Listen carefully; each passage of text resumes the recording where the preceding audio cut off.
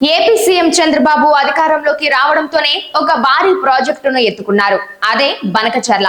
ఇది ఏపీకి game changer అని ఆయన పదే పదే చెబుతూ వచ్చారు. కేంద్రంలోని ఎన్డీఏ ప్రభుత్వానికి ఏపీ నుంచి టీడీపీ ఎంపీల మద్దతు అవసరం కావడంతో తన పలుకుబడిని ఉపయోగించుకొని చంద్రబాబు చకచక ఏపీకి సంబంధించిన కీలక ప్రాజెక్టులను తెర మీదకు తెస్తున్నారు. బనకచర్ల ప్రాజెక్టు ఏకంగా 81,000 కోట్ల రూపాయలతో రూపొందించినది. ఈ ప్రాజెక్టు పూర్తయితే రాయలసీమ కరువు పూర్తిగా పోతుంది. అంతేకాకుండా ఏపీ అంతటా గోదావరి నీరు పారుతోంది. దాంతో సాగునీటికి తాగునీటికి కష్టాలు తీరడమే కాకుండా ఇండస్ట్రియల్ అవసరాలు పూర్తిగా తీరుతాయి. ఏటా గోదావరి నీరు 3,000 టీఎంసీల దాకా సముద్రంలో కలిసిపోతుంది. వరద జలాల నుంచి కేవలం 200 టీఎంసీలు తీసుకుంటే చాలు బనకచర్ల పూర్తవుతుంది.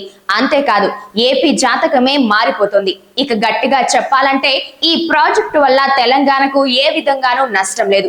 దిగువన ఉన్న రాష్ట్రంగా ఏపీకి వరద జలాలను ఉపయోగించుకునే నైతిక హక్కు ఉందని అంటున్నారు.